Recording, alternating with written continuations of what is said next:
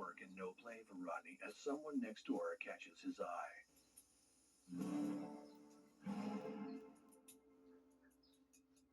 Next door to the Fanchers, in a cluttered, shabby house, are the Bouchard family.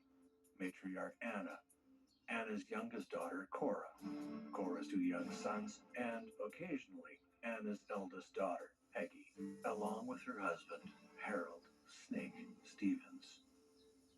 They're next door neighbors. Fell in love, started dating anyway. Then he had to go do another tour. When he came back, they started getting very serious at that point.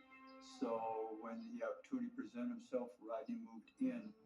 It was quite a group of people in a very small house, quite frankly. After the loss of their 14-month-old daughter, Peggy and Harold moved back in, attempting to cope with the tragedy. Peggy and Harold had been living in Arizona, and they moved back closer to home to be with family after suffering their loss. Still grieving, Peggy and Harold find solace in Cora's two young children, their nephews, Brian and Brad, with Harold taking an exceptional liking to young Brian. Harold sees Brian as a totem of what could have been. He sees him as another chance to be a father.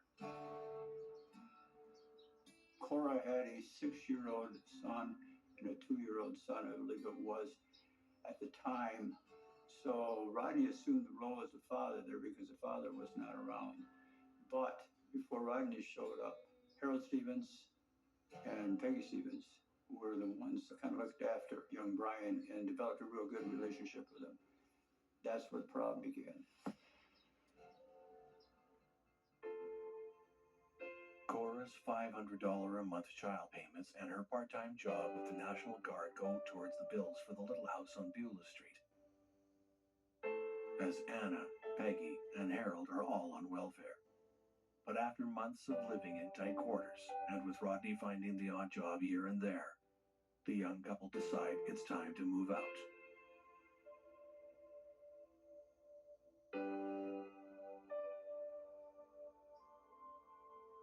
Rodney is always on the hunt for work.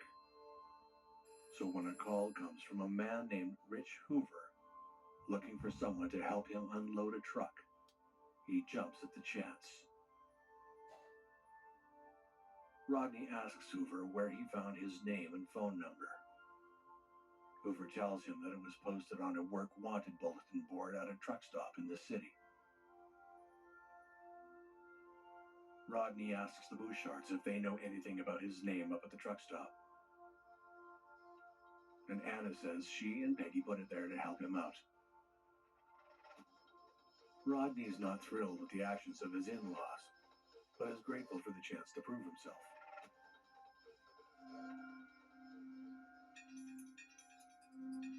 With tensions running high in the household, Peggy and Harold plan a trip to Bay City, Michigan, an hour and a half north of Lansing, to visit a friend and to take on a job of their own, delivering a trailer down to Florida.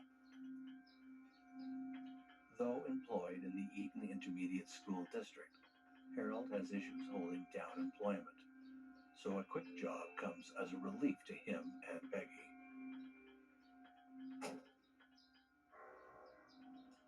On the night of October 3rd, 1985, Rodney leaves the Bouchard home in Lansing, says goodbye to his mother, and meets Hoover at a bar in Potterville, Michigan, 20 minutes outside the city. That's the last time anyone sees Rodney Fancher alive. Rodney pulls into the bar's quiet parking lot, spotting Hoover's truck under a burnt-out lamppost, tucked away from the other vehicles. Rodney carefully approaches, peering into the shadows within. A hand emerges from the darkness, beckoning Rodney inside. Hoover lures Rodney with the promise of $80 for one evening's work to help unload a truck. Rodney doesn't know where the truck is, only that Hoover insists that they take one vehicle and leave Rodney's behind.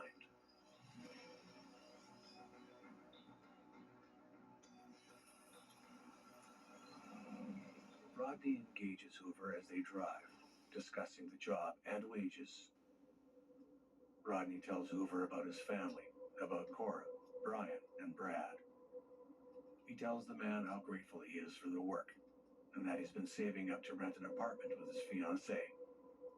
A place that they can start fresh, a place to call their own. The two men drive on, finding themselves in Nashville, Michigan, as the evening descends. Rodney becomes uneasy and asks Hoover if they're approaching the truck. Hoover says nothing.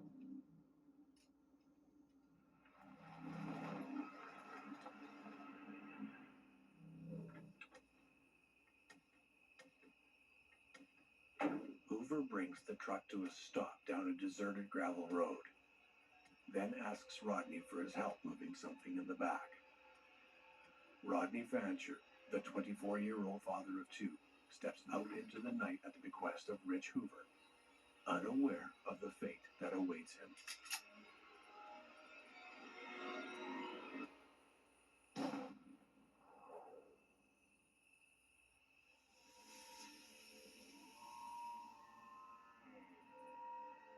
But why did Rich Hoover shoot Rodney?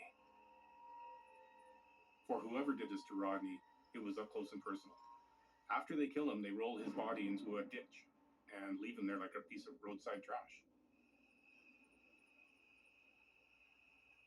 You push it. You try to slide it. You even try to hold them shut. But your doors just won't stay closed, no matter what. Introducing Ruby Monkey Magnets. Brand new ultra-thin magnetic plates that will keep your doors and drawers shut. And now may be your last chance to get them at a low price. Just peel to reveal the super strong adhesive. Place the monkey, then the magnet, and close.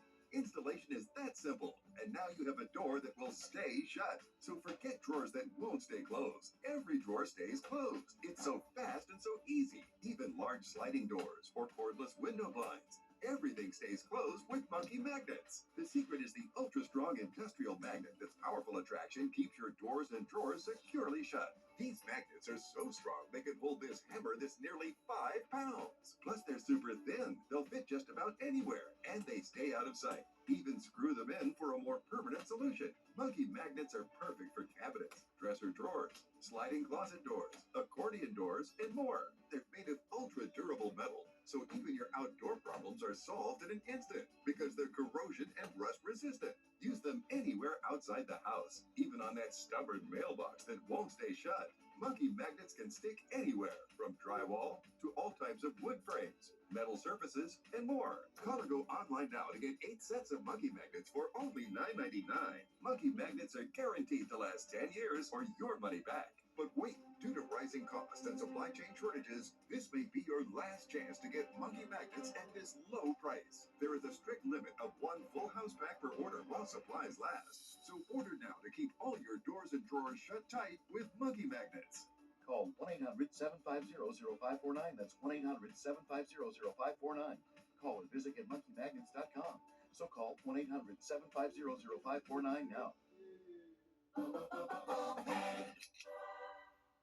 I've been driving a truck all my life.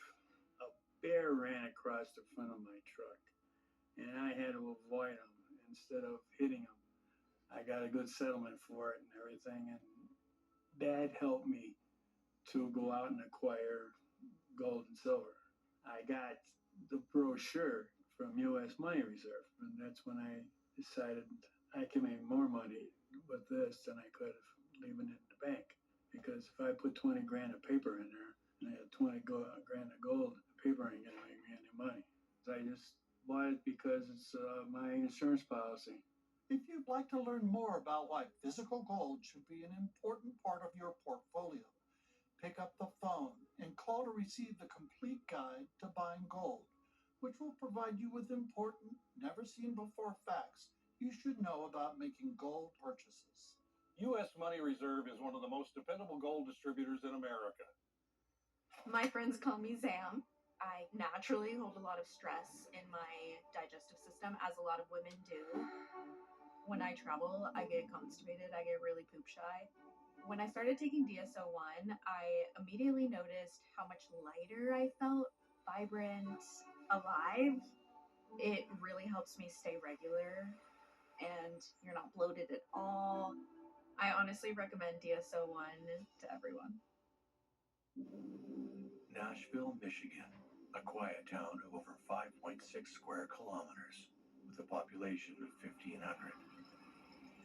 Nashville is quintessential small-town America, from its rolling farmlands to its many back roads.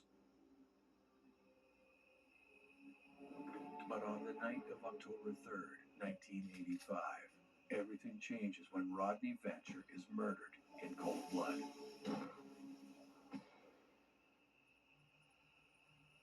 The Badgers and the Bouchards lived in Lansing, Michigan, but Potterville, they never have anything like this going on out there, and then all of a sudden it's on the map.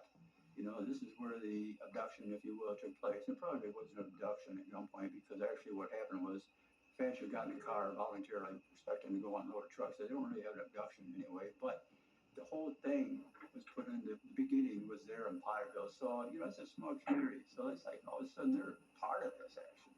And then you've got Nashville, like 25 miles down the road, where Fancher's body was found. So all of a sudden they're like, wow.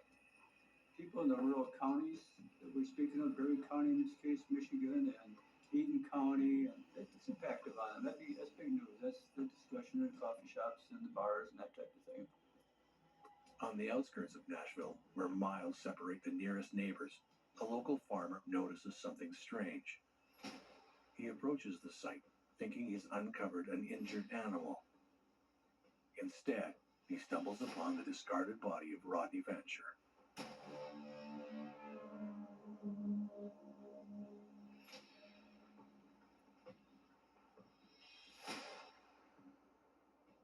civilian found the body laying in the woods next to a road. The sheriff's department called out, handled the scene that day, and through their checking, they learned about Potterville, and then involved our department at that time. So we initially had like 4 departments working on this case: Eaton County Sheriff's Department, the Berry County Sheriff's Department, Potterville Police, and the State Police at the Lansing Post. I was not at the scene. I do know from the report, or from the memory, that he was murdered. The ME determined within 24 hours. The quiet town is now abuzz with the news of Fancher's murder. But the small police force is ill-prepared for a case like this. Still, investigators flock to the scene, quickly taking note of what appears to be the possible cause of death. A point-blank shotgun wound to Rodney's chest. Unfortunately, his body was already in an advanced state of decomposition within that short 24-hour time period. He was in a ditch with outside elements such as rain, wind, heat, and those factors of the environment will increase the process of a decomposition. Within a 24-hour period, you can get like a black, blue, bloated, and very discolored face and body that are actually unrecognizable. So the importance of using other terms like his identifier of his fly tattoo, that is very unique and on a specific part of his body that a loved one can view, will help in determining that it is a positive identification. Investigators also determine there are no signs of a struggle. Rodney's body doesn't appear to have any defensive wounds. Upon searching his remains, it's discovered that Rodney still has his keys and wallet in his possession. It becomes very clear quickly that this is not a robbery gone wrong. No, this is intentional.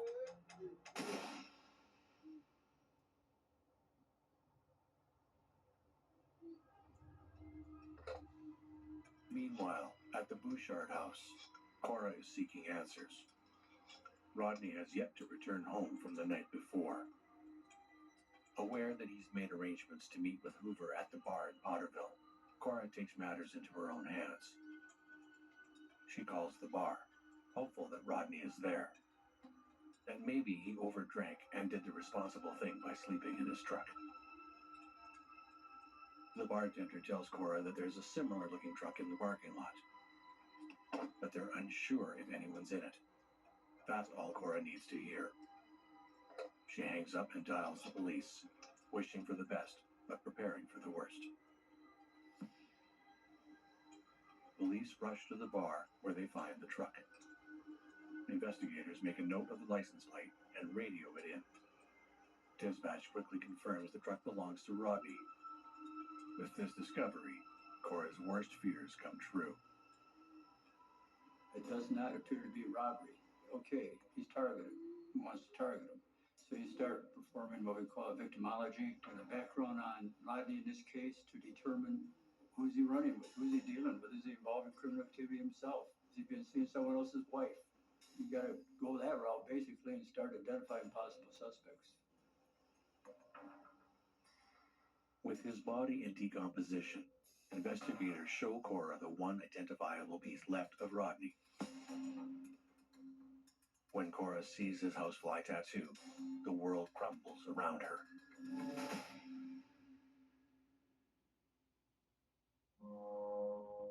Investigators speak with Cora, who's still in shock from the murder of her fiancé.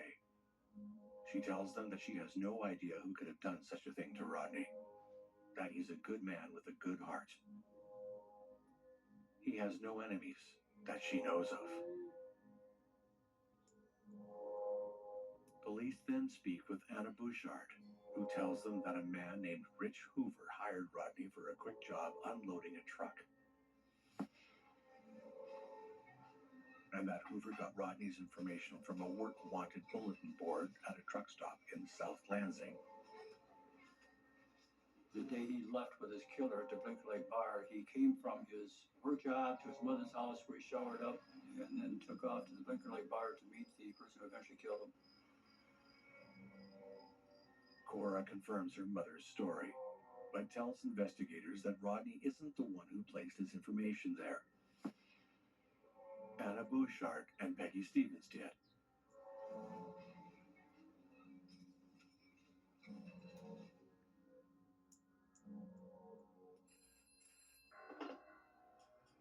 When the call comes from Rich Hoover looking to pay Rodney for an honest day's work, the young father of two jumps at the opportunity. But little does he know, it will be the last job he ever takes.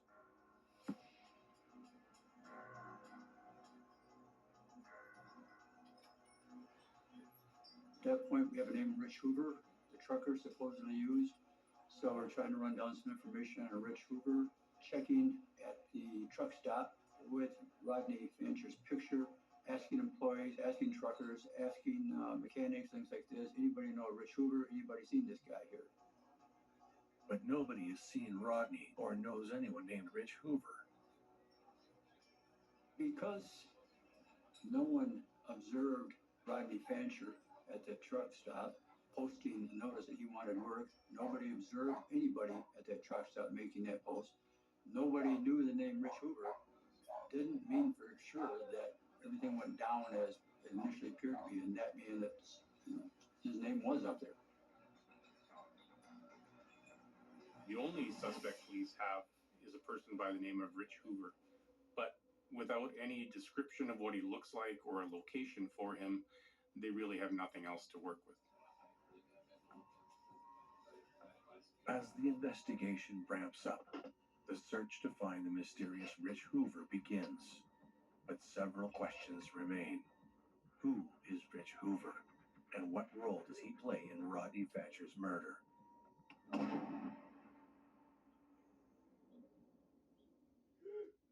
Watch this. It's all 100% real.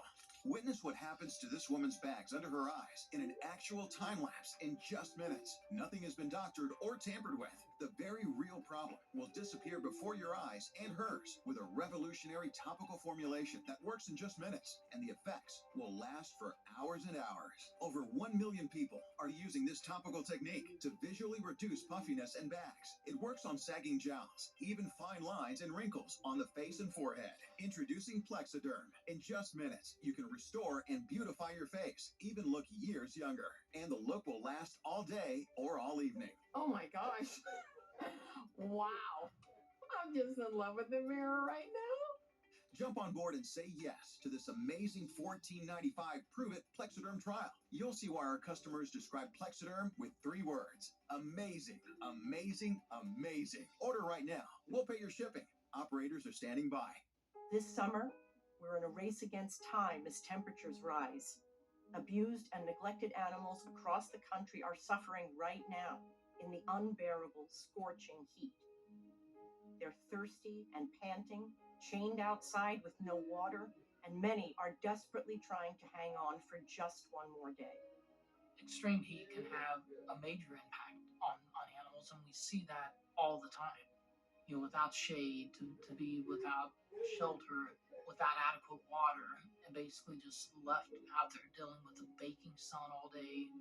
Will you come forward to help save an animal in distress today? Visit joinaspca.org. Call this toll-free number or scan the code on your screen to be counted for this life-saving appeal. Donate now, and with your gift of just $19 a month, you can help save an animal's life this summer. Go online, call, or scan now. It's just 63 cents a day. We will put your gift to work right away, rescuing animals who might not survive if we don't get to them soon.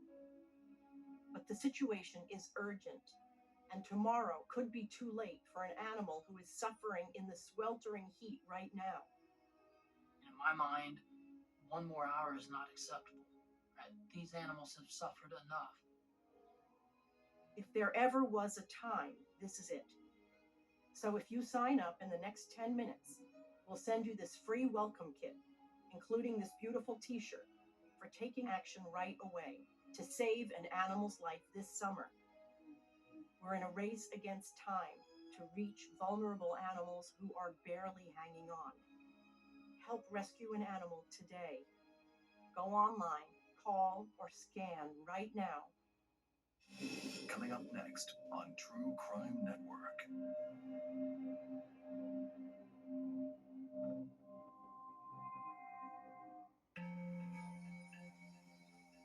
24-year-old Rodney Fancher has been murdered, and police are on the hunt for a man named Rich Hoover, with whom Rodney had been traveling to a job site.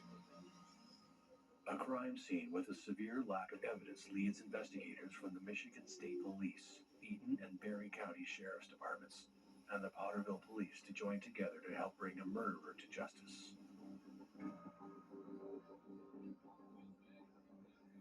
Police circulate Rodney's photo to employees and patrons of the bar in Potterville where he was last seen, truck drivers and restaurant workers at the truck stop where Rich Hoover allegedly retrieved Rodney's information.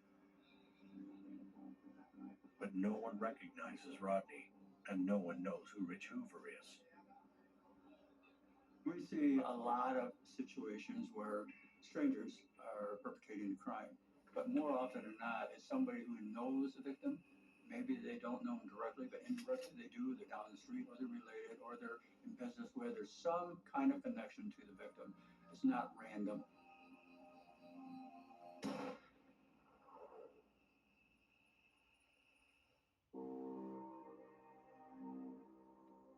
Rodney's mother, Mary, tells police that her son is a good man, that he's been trying to secure a stable life for him and his family. She believes the murder wasn't random. She believes it was a setup, a grudge job. But who holds a grudge deep enough against Rodney to want him dead? Investigators press Rodney's girlfriend, Cora, on Mary's statement.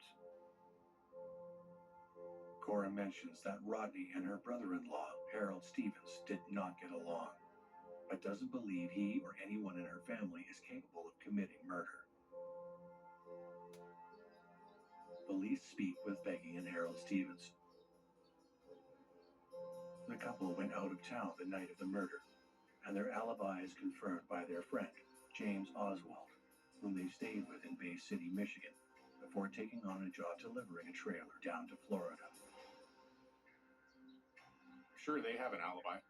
They just happen to be out of town in the days leading up to the murder. The timing of this all seems just a little too convenient, given the history between Rodney and Harold.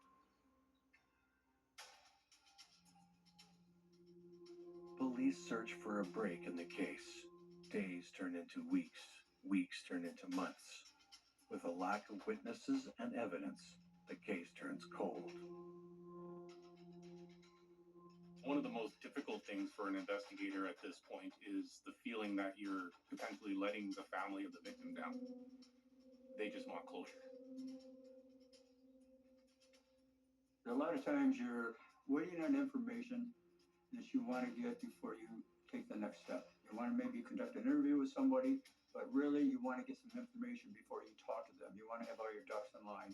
And so when you apply for that information, either in the form of a search warrant or you're waiting for someone else to step forward and give you some information, somebody specific, well, you don't want to go to B before you've dealt with A. Sometimes it gets dragged down a little bit. In this case here, we have no information that is tied with any other homicides. It really looked like Rodney was targeted. And if you're being targeted, it's because generally somebody knows you. And I don't think we really figured at the time it was a hitman involved. You don't see that much. TV up, all the time, but you don't see that many times a hitman, or maybe in the drug culture, the drug world, you do. But not in Lansing, Michigan, or Charlotte and Nashville and all these places. No, you don't do that. So you think mainly it's going to be somebody that knows him, but he's gotten involved in something else and he's ripped somebody else off or something like that.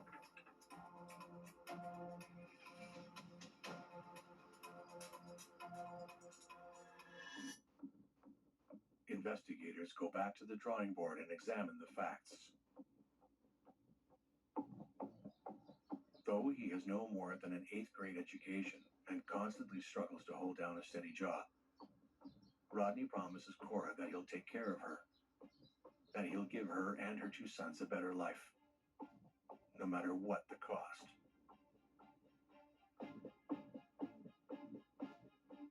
But Harold sees himself as a father figure to Brian and Brad, and decides there's no room in the boy's life for one more. Tensions are high in the small house, mainly between Rodney and Harold. Harold Stevens wants nothing more than to be a father to Cora's young sons, to have a chance at redemption, to be the father he believes he's destined to be. But when Rodney enters the picture, Harold's fantasy slowly begins to crack.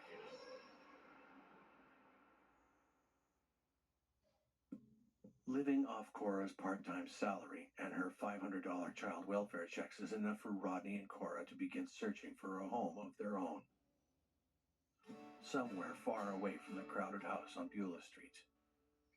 But the tension between Rodney and Harold isn't the only one about to boil over in the small house. Anna learns that Cora and Rodney are planning on moving out, and Anna doesn't want her daughter going anywhere. Anna Bouchard became aware that Cora and Rodney Fancher were out apartment shopping. So at that point, Anna realized, I'm not real happy with my future son-in-law Fancher anyway. I've got my daughter Peggy and son-in-law Harold who definitely don't like him. And if Cora and Fancher move out to another apartment, there's a great loss of income.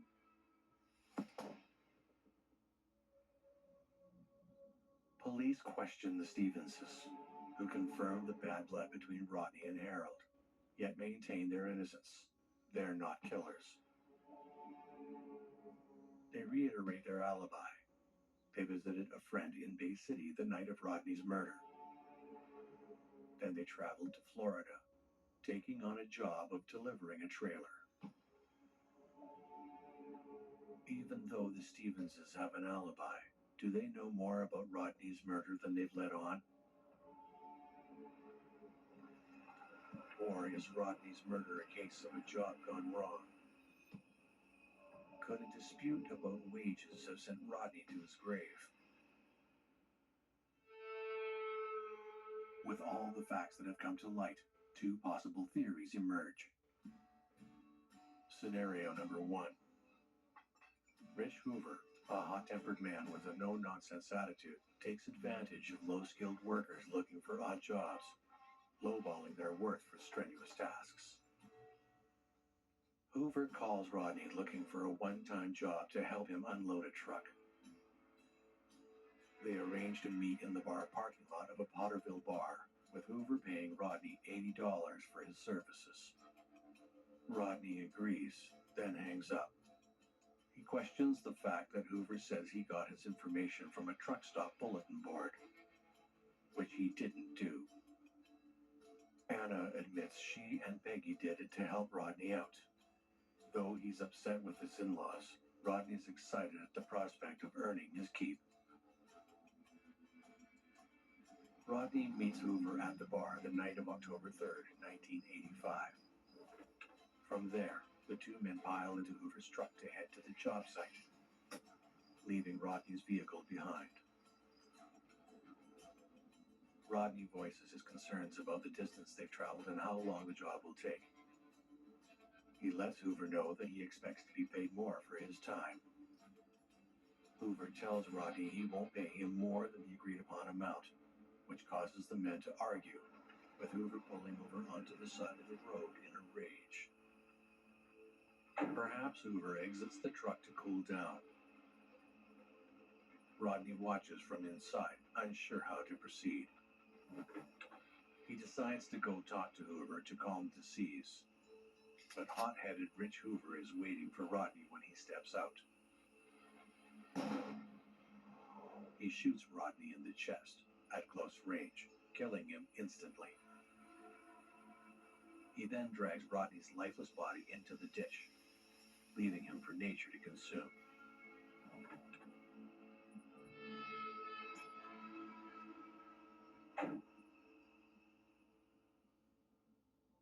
Or is it, in fact, the second possible scenario?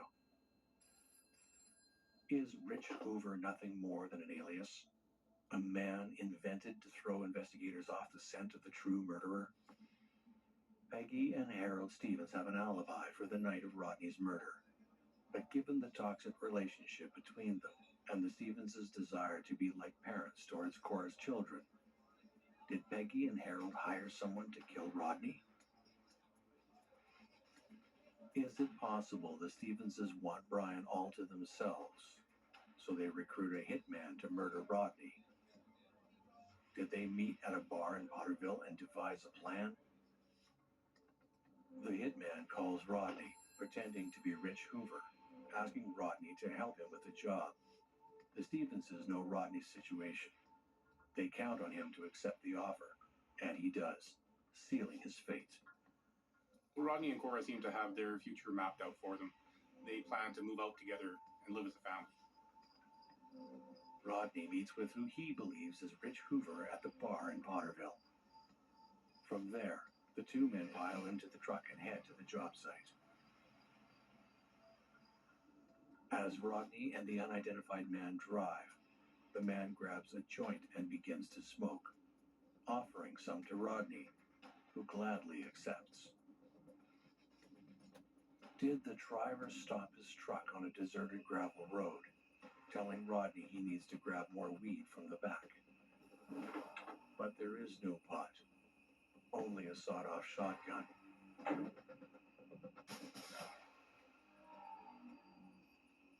The man eyes the gun, then calls out for Rodney's help. And when Rodney exits the vehicle, he's greeted by his killer, pointing a sawed-off shotgun square at his chest.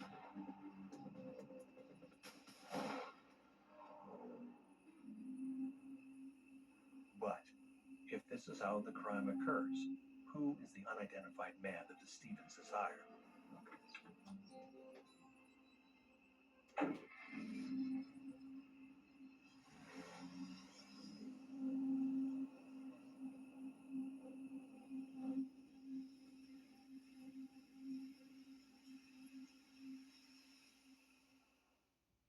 Confused by the Medicare ABCs? If you have Original Medicare, then you have Parts A and B.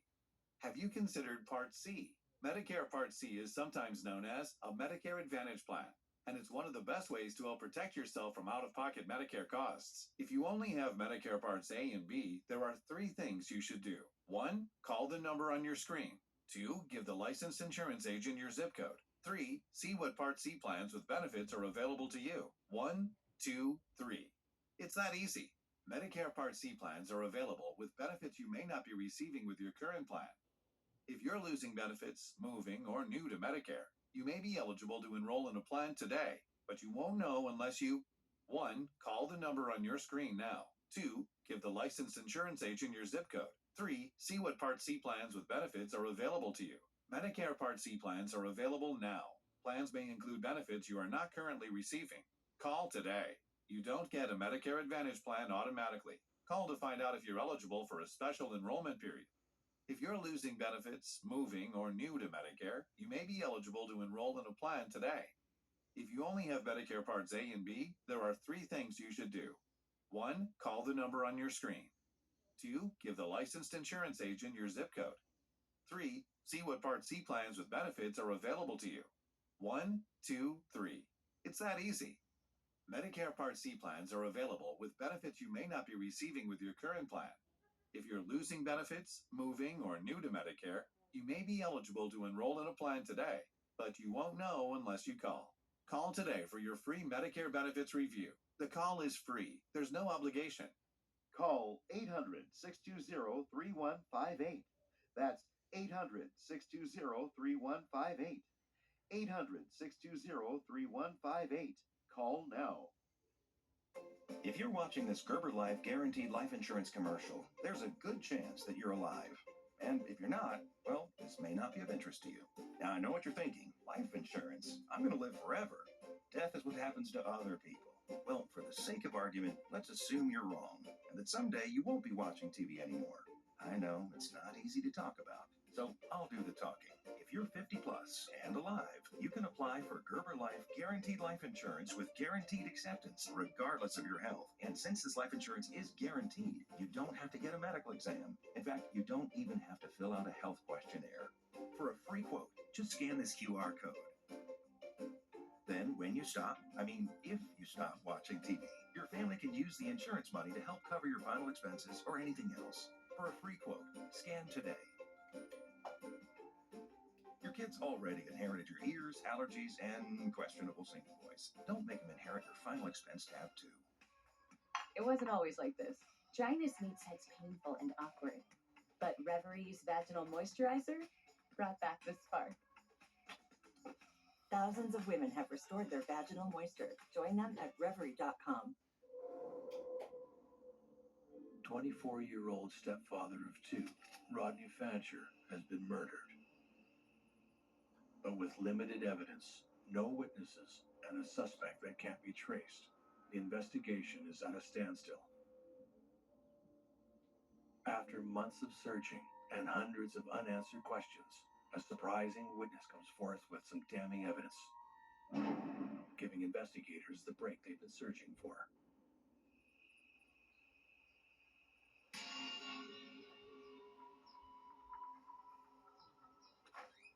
The Stevensons take a trip to Bay City the day before Rodney's murder and stay with their friend, James Oswald. It was only when James Oswald phoned the police and provided that tip that everything fell into place. James breaks down Peggy and Harold's visit. He and the Stevenses go to a nearby bar the night of Rodney's murder, where Harold acts strangely. Not soon after, Harold begins talking about an unnamed child abuser, one who's about to get picked up, bumped off, snuffed out. We learn that there's a man named Jim Oswald, and Harold Stevens, he says to his friend, let's go to a bar where you are known and that we can sit around and establish an alibi here because somebody's going to get hit tonight. A child abuser is going to get hit tonight.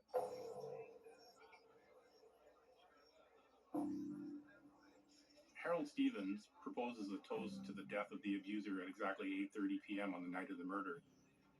He makes sure to point out the time to James Oswald. James notes this as being somewhat strange.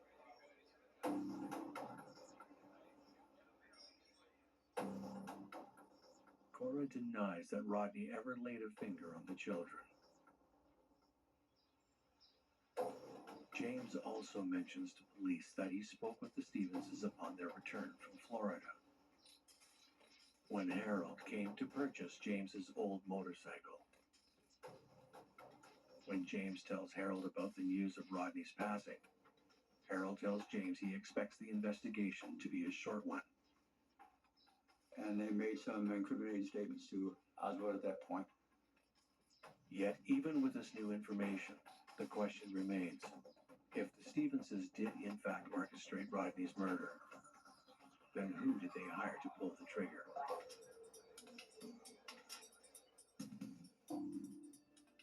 While searching for the trigger man, police catch a lucky break when they pull the phone records of the Bushards and find several calls from an unidentified number that match the time when the supposed Rich Hoover rang. After some digging, investigators discover that the phone number is that of Tony Hill, an old friend and current co-worker of none other than Harold Stevens.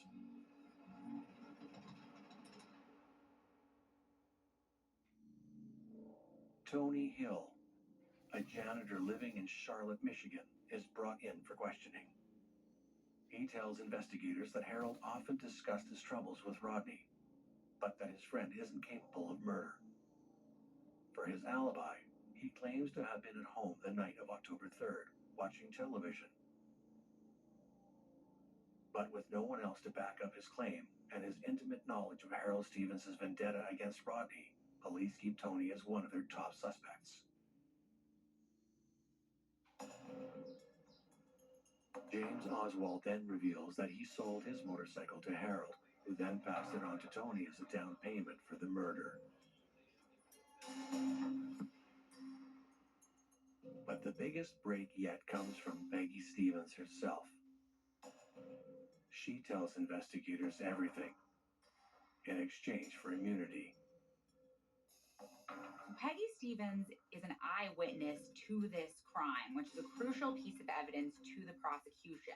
And so that's why, in a situation like this, where there's not a lot of other evidence linking the accused individuals, the police and the prosecution may be willing to cut a deal and offer someone immunity in exchange for that information.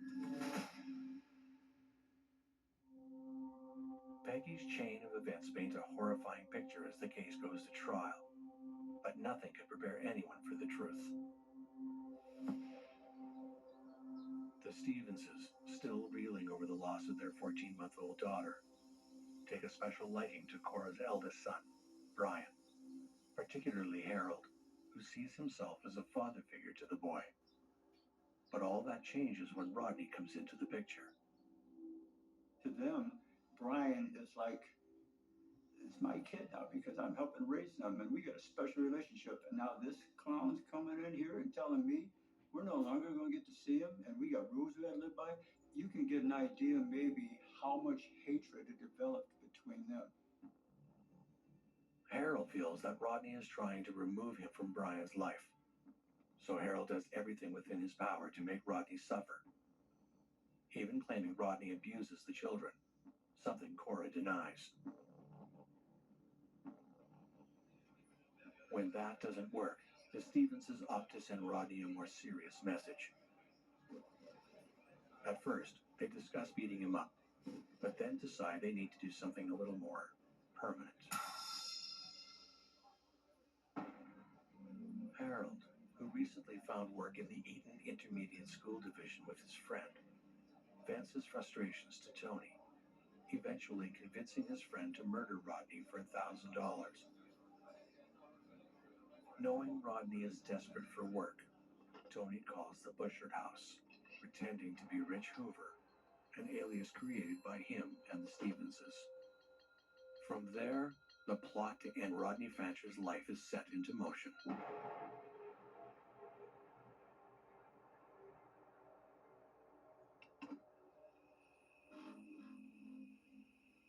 Tony allegedly purchases a shotgun, which is later retrieved by the investigators.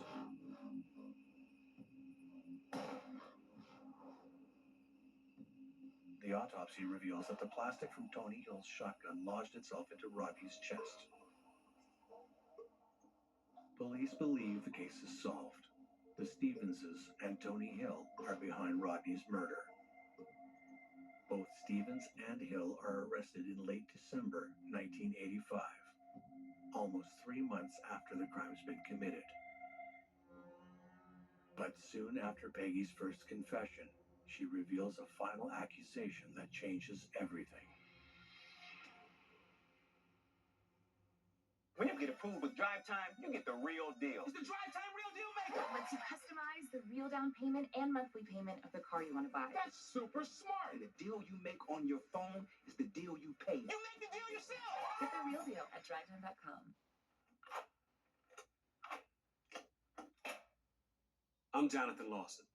If you're 50 to 85, I have an important message about security. Write down the number on your screen so you can call when I finish. The lock I want to talk to you about isn't the one on your door.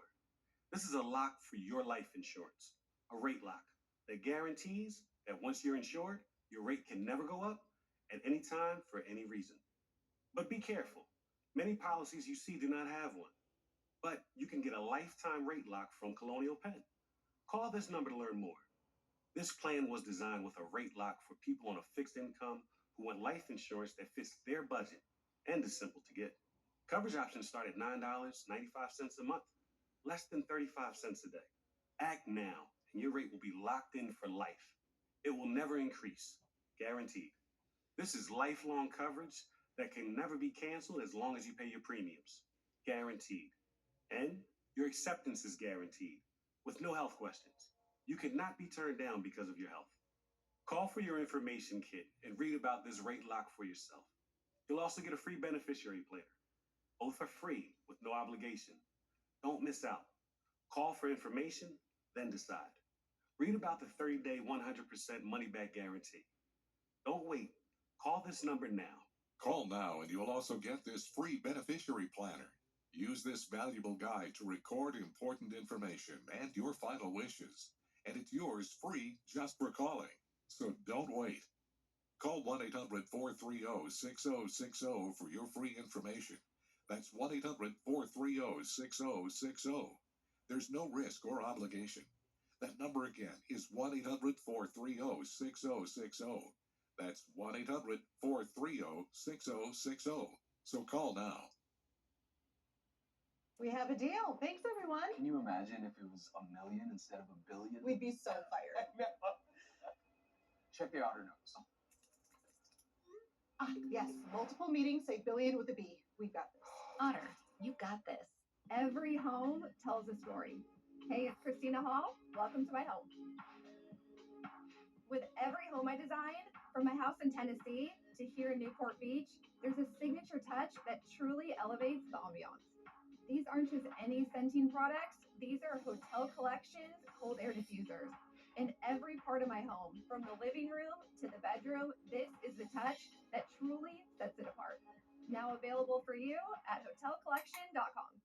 When big city crimes hit small town America, It was so shocking. detectives try and piece together the clues in these quaint communities. Heartland Homicide, next on True Crime Network.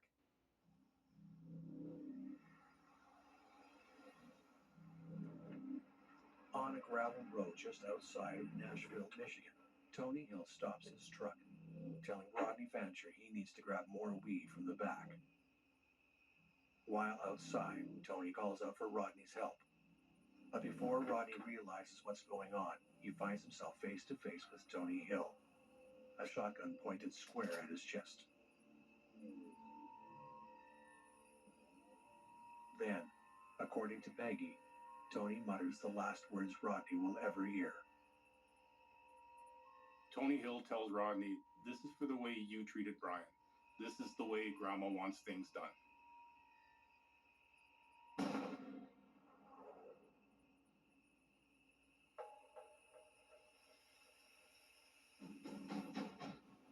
Tony Hill, Peggy Stevens, and Harold Stevens are merely just puppets on a string in an elaborate plot put into motion by none other than Cora's mother, Anna Bouchard.